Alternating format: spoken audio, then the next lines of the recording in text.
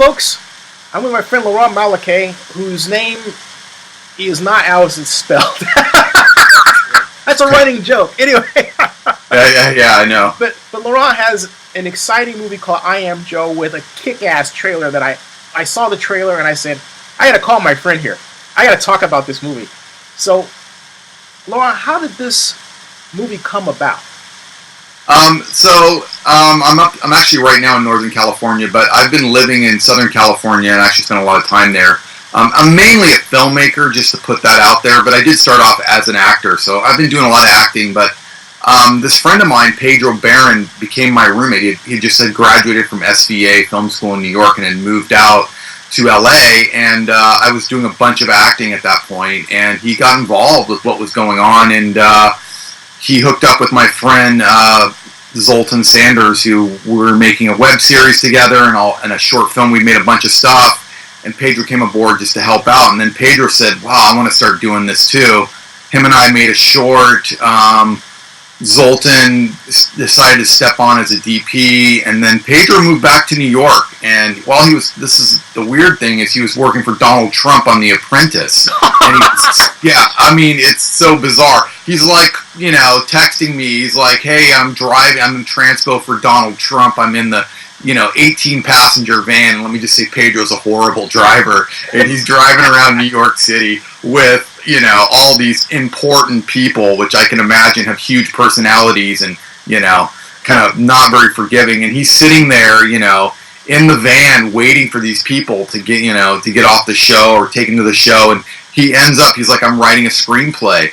And he writes me, he's like, I wrote this character and I'm thinking about you. And I'm like, okay, Then he's like, I finished this script. I'm moving back to LA and we're going to make this movie. Whoa. And I'm like, okay, well, 95% of films that get written never get made. Great, so right. I'm like, okay, look, I'm working on tons of other projects. We'll see what happens, And he'd written the lead character for me and then the supporting love interest for my girlfriend at the time, who I'd met in Berkeley, and we'd moved down to LA together.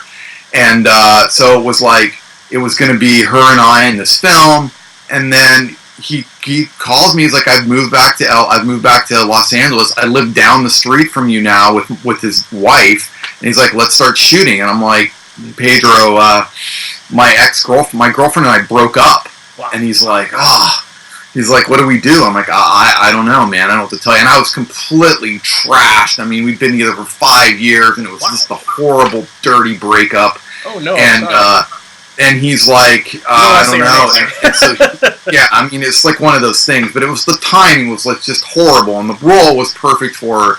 And so he gets on. He just puts out a casting notice and auditions all these actresses, and has her replaced, which was really strange because I was like, okay, and I'm meeting this girl who's supposedly my love interest, and it was written for my ex, and I'm completely torn up about my ex, and now here's this new girl who sort of looks like her. It was just strange. It was art imitating reality and reality imitating art, and it was just, my head was just spinning, and I was a bit of a mess. With your non-girlfriend instead of your girlfriend, right? Yeah, right. So they casted my girlfriend, who's supposed to be my excuse me. Yeah, he casted my girlfriend, who was supposed to be my real girlfriend, with this actress. So it was a mess. And I was a complete emotional basket case at the same time. So we start filming. Her name was Kari, the actress who plays my love interest, and she was great. It was awesome. It was fine, but it was a strange thing. And basically, he shot the film for very little money, and the idea was like, we were going to shoot the film on the weekends and days off, and he had it planned out that we were going to shoot it in like 2 months. Well, we ended up shooting it for like 6 months, and honestly, by the time we were done filming with pickup shots, and we reshot the beginning, and we had to do the ADR to replace all the dialogue, that was screwed up on location, or the horn that honked, or whatever it is. We're out in the desert, and a train goes by, drowns out dialogue. So we did all that stuff. By the time that was all done, and it was like, okay, the film is done as far as the actors were concerned, it was like a year. So, it was a lot of energy that, but he did a great job. Really, and this is he's done a lot of short films, but this is his first feature film. I mean, it's got some flaws in it, of course, because it's his first film, and every film has flaws in it. But I mean, for his first feature, I'm pretty impressed. I thought he did a pretty kick-ass job, and Zoltan, shooting the thing, did a kick-ass job, and it was really passion, and everyone that got involved with the film, from the actors to the crew, like people would show up one day, and a lot of times with indie films like this, they show up one day, they might show up on day 3, but by the second week they're gone. Everybody stayed, and it's like, to this day, it created this bond, this really tight family, which is important because in this day and age, as you know, being, a camera, being an on-camera person yourself, it's like you can't do this for fame or, wealth. It's like you do it because you got a greater reason, a greater raison d'être within yourself that you want to do this. You want to do this art form. Yeah. It's not like you're like, oh, it's not that I'm it's like if you're a painter, you paint. If you're a musician, you play. It's not like you do it, for the Hollywood reasons, because that always or if you're a blogger, you blog. Yeah, right. So, and everyone involved, we were just lucky. It was just the best project that I worked on where everyone's heart was in the right place. So, I mean, it was a long journey, but to this day, we're all friends, and there's a little bit of riffs here and there, like natural stuff that happens on movie sets or anywhere where you have a lot of people focused on a singular idea. But I thought the end result was pretty impressive. I got to hand it to Pedro and Zoltan for and also our art director who did, she did an amazing job. Her name's Alex, and she did the CG. She did the practical effects of blood exploding and designed the set and did the makeup where I'm bust. I mean, she had 9 jobs. I mean, she was also amazing. Everyone was great, but those 3 people really just cranked it together, and it's day in and day out. It was that was a solid crew and a solid experience. I'm curious before I have questions more about the look, but before I get to there, the viewers kind of wonder, hey, what's the movie about? And I read the IMDb description, and it kind of threw me a little bit, and I didn't have a clip to see the whole film. But so what? Can you explain what? Sure, it's a neo-noir revenge film, basically, with a love story that's twisted through it, and basically the film's about a guy. It's really kind of a modern film because it's based on a guy with a good heart who gets involved with a religious fanatic organization, and this organization, like so many, are hell-bent on the destruction of the world and bringing about the Messiah and bringing about, end times. And so he gets wrapped up in this, and, and he has to, pledge his soul to the organization, and, he's one of their hitmen, essentially. And they're just wreaking havoc on the world, and he's devoted to it, and the head leader, and the head of the organization is his best friend.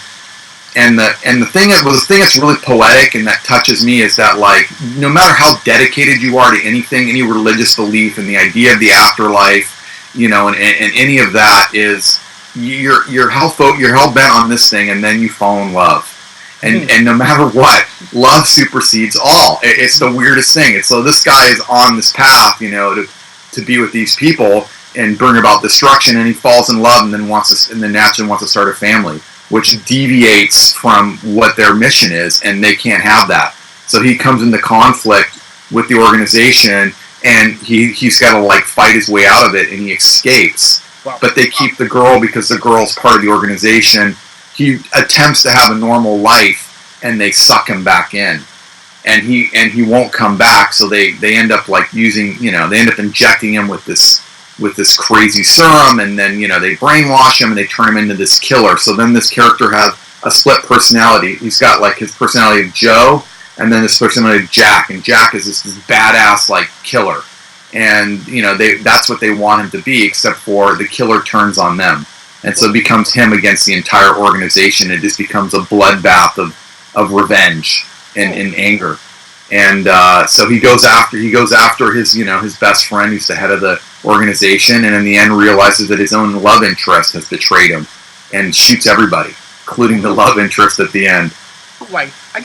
How is it, and I've come to, as I've talked to more actors and actresses, I've come to have an appreciation for something that I took 3 acting classes. Right. And that place that you have to go to emote is scary to me, depending on what it is. Yeah. That said, what kind of acting method do you use, and how do you recover from playing such a character that was really, well, not you? Right. Well, I mean, when I started off, I mean, I studied acting, and I studied with someone named Sanford Meisner before he died. I was in his very last class, and I mean, he's an acting great, you know, trained like all kinds of amazing actors.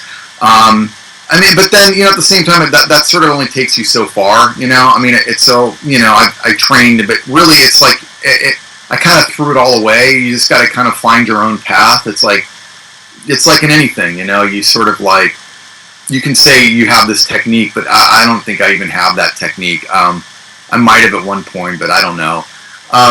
You just kind of like figure out what's going on in the scene, and you know, and like Pedro and I would have these long discussions of what was going on, you know, and how the character felt, and you know, and what their objective was, and I just sort of like sat down in myself and was like, what does that mean to me? You know, how can I relate to that on a personal level? Like, what is going on with me? And I was like so torn up from my own like relationship that a lot of it just funneled into the scenes. And sometimes I'm like doing scenes and I don't know if the emotion's right or not. I just like let go.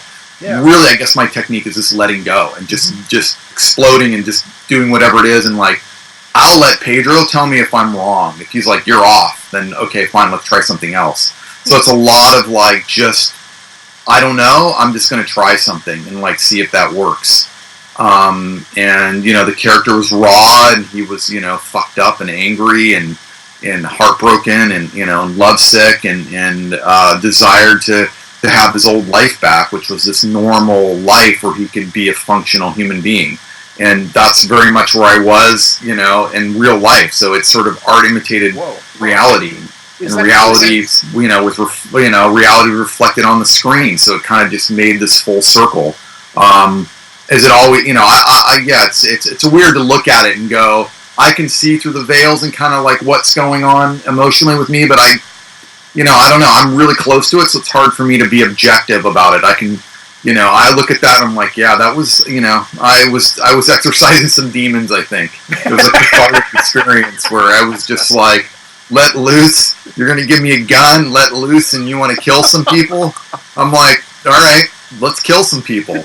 You know, I'm pissed. It's like this is the new therapy. Yeah, I don't know. I don't know if it's good therapy or bad therapy, but you know, I mean, there were scenes where like walking, he yelled cut, and people were like, "Man, I don't ever want to piss you off."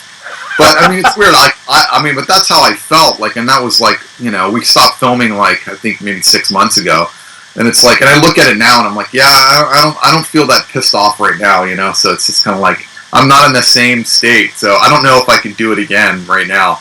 I mean, maybe I could. I don't know. But yeah, I was definitely in that headspace. Yeah, it definitely comes through in the trailer. I mean, you don't come through as Laurent, you come through as Joe. Yeah. I mean, that's a compliment to how... Well, it's a compliment to how much you put yourself into it. It's a compliment to your girlfriend pissing you off. Yeah, but...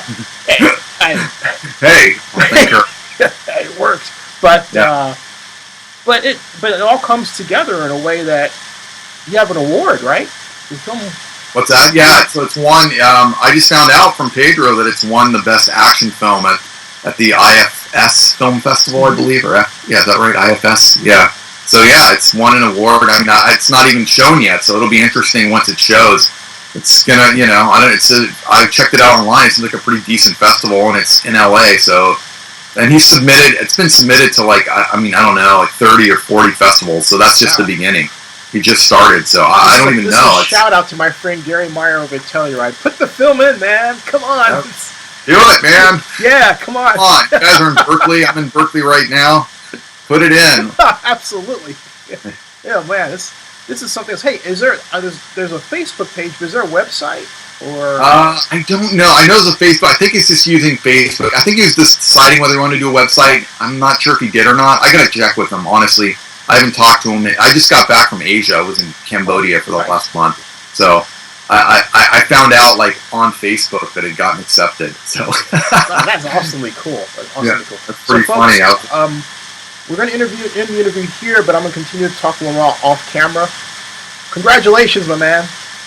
Thanks, man. I appreciate it. I'm sorry, folks. The trailer link is below here on YouTube. Check it out. I think you got a hit. All right, man. Thanks you guys for watching. Thanks, dude. You got it. Cool. Appreciate it.